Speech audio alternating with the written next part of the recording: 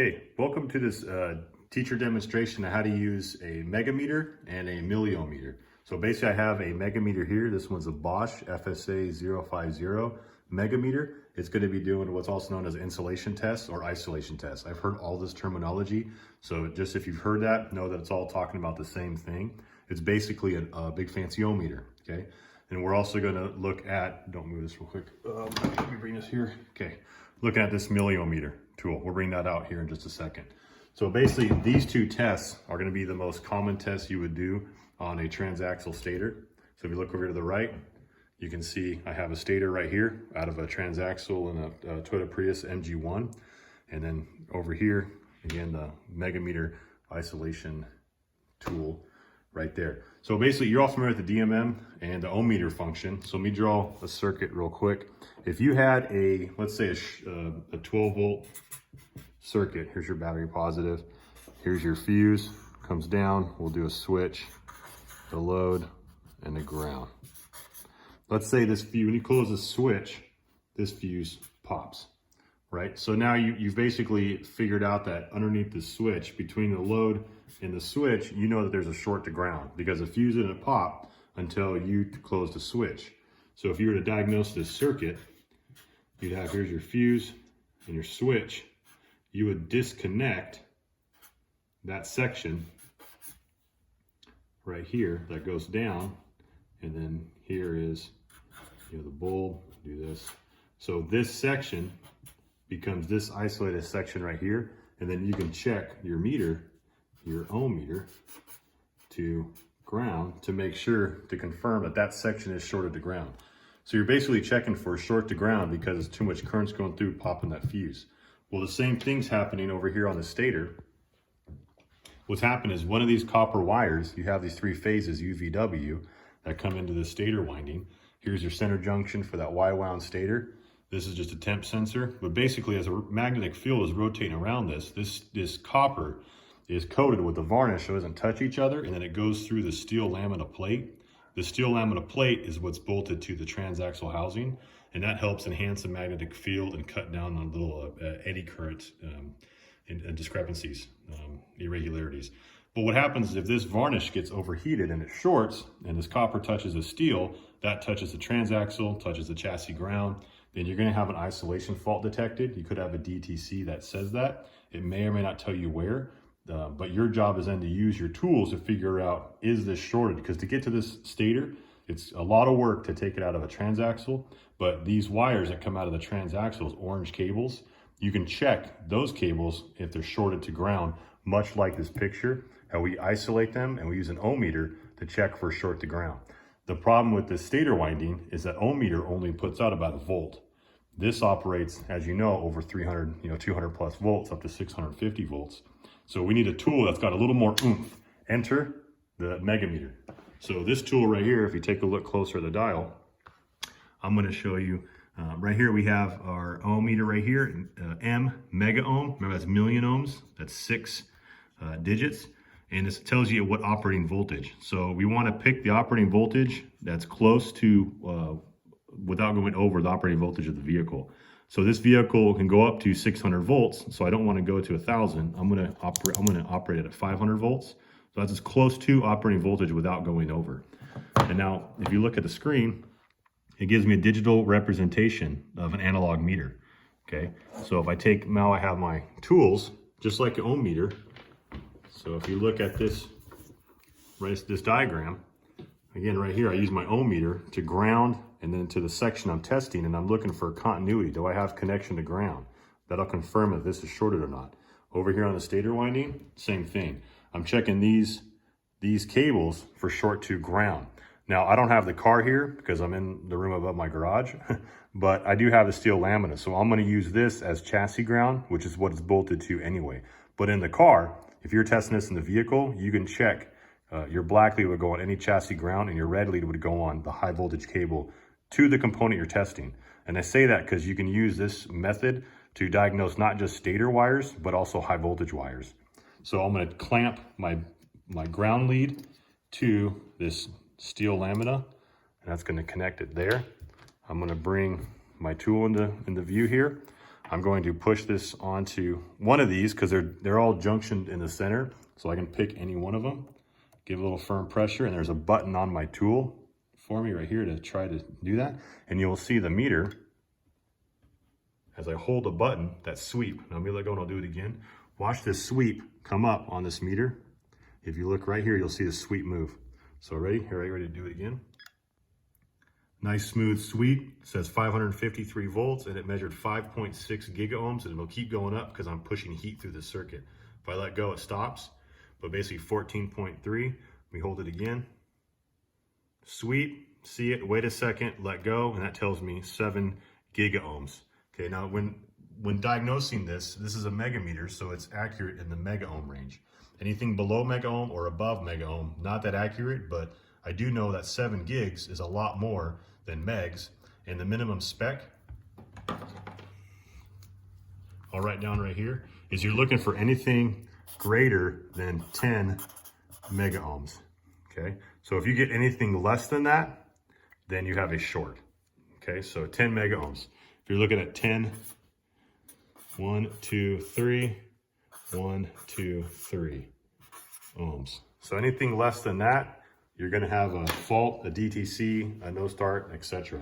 And again, if you have this tool, which I prefer this type of sweeping tool to anything else, again, I'll try it again. You can watch that sweep. It's going to tell me the confirmed voltage, 552. And if I let go, 4.8 gig.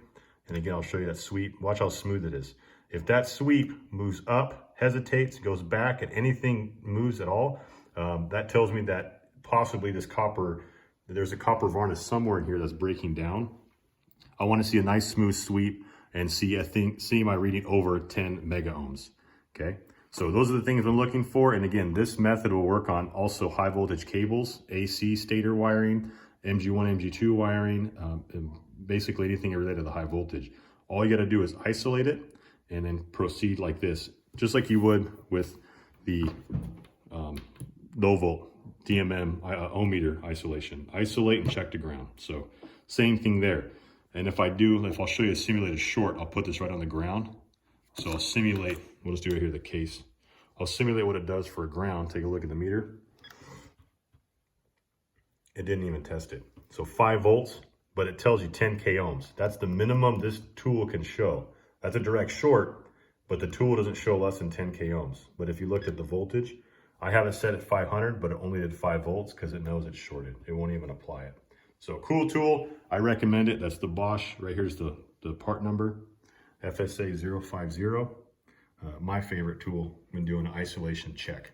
So the other tool I'm gonna bring into view here, let me move this out of the way, flip this over, is this Ampro. And this is a milliohm phase-to-phase balance testing. So what this tool does is effectively checks the balance of this stator to see how healthy it is. So we have that Y wound, and let me show you again. Let me get a separate paper real quick. Let me do this so you can see through it. Okay, there you go. So if you have those windings, there's that center junction, and there's that center junction, and it comes down. So here are you're basically that U, V, W. What this tool right here is going to do is it's a milliohm meter that checks the resistance from this phase, and it's going to check the resistance here and check the resistance here. Now you say, why can't we just use an ohm meter? Well, although an ohm meter can measure and show you milliohms, it's not accurate down to that low of resolution. This right here can actually go to micro ohms, and so therefore milli-ohm readings are going to be accurate. And it does what's called as a Kelvin method. So if you look back at this diagram, this tool actually has 4 leads. So they'll be like that. The outer leads, it's going to send current, it's going to send down that voltage pressure on the outer leads, and then the inner one is going to measure current going through that. Its calculation will then determine the resistance using, you guessed it, Ohm's law. So it knows the voltage and the current, and then right here's what it displays on the meter. Much more accurate than your ohm meter with 2 leads, because using the 4-lead Kelvin method, that accounts for lead resistance. So I have these color coordinated leads, and what's going to get confusing, but the tool does a good job at making it easier is they have on the tool a picture here that you can see how it sets up. So the load is in the center, and then this is, it goes green and then red, and then out here is black and blue, which shows on this. So you'll see it shows it right here, color coordinated, which color coordinates my clamps. So I organize all my clamps, get them straight. Give me a second.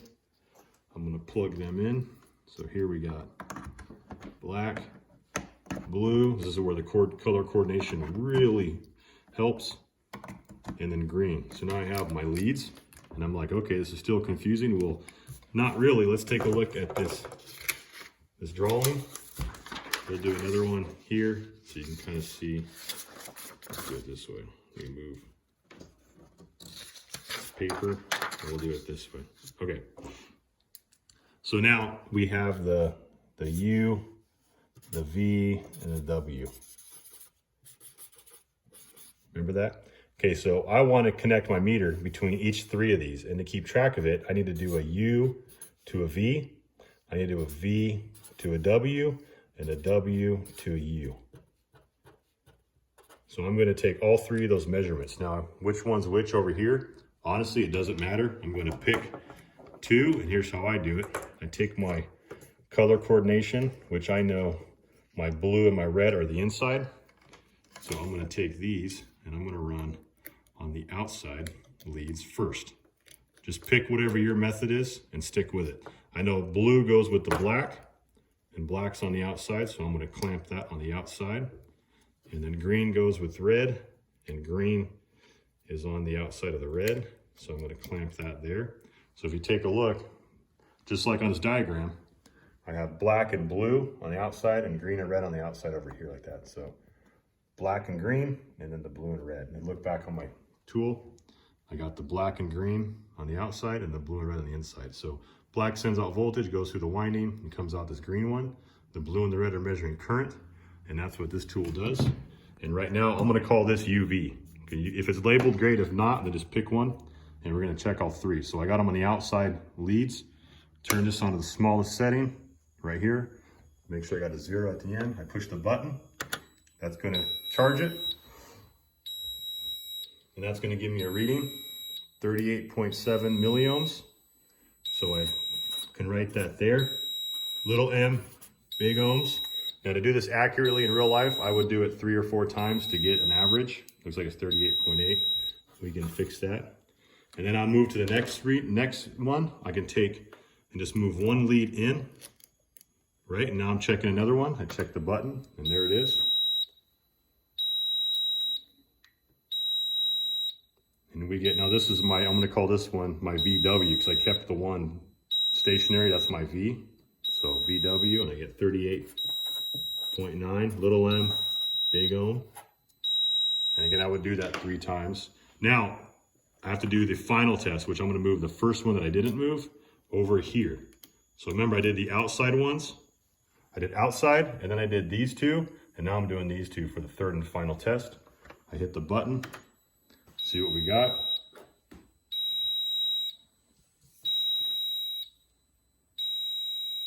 I'll say about 38.6. Little m, big ohm symbol there. And so this is what I got with my reading. Again, I would do it a few times on each one to make sure it's adequate and accurate. So if you look on UV right here, I have 38.8, my VW 38.9, and my WU 38.6. Okay, so this is a balanced stator. Now you're gonna say, what's the spec? What am I looking for? Well, here's the part that's messed up. There isn't a spec. There is a tolerance that they say 5%. And so this is going to be harder to think about. You could figure out, okay, it's kind of like you're doing a compression test where you're looking for a 10% variance or relative compression. Here, you're looking for a 5% variance. Now, 5 of 100 is 5. 5 of 50 is going to be 2.5, right? I'm still below that. So I know I'm looking at something, even without a calculator on hand, I'm looking at less than 2 milliohm differences. These are all within, they're both 38, so 0.9 to 0.6. I have a 0.3 milliohm difference. This is a good stator. Okay, I'd feel confident that that stator is good. So hopefully this test has been helpful. If you have any questions, email me. Anyway, you're checking megameter, and then milliometer, checking for isolation fault, and this one is phase-to-phase balance, making sure the stator is good. All right.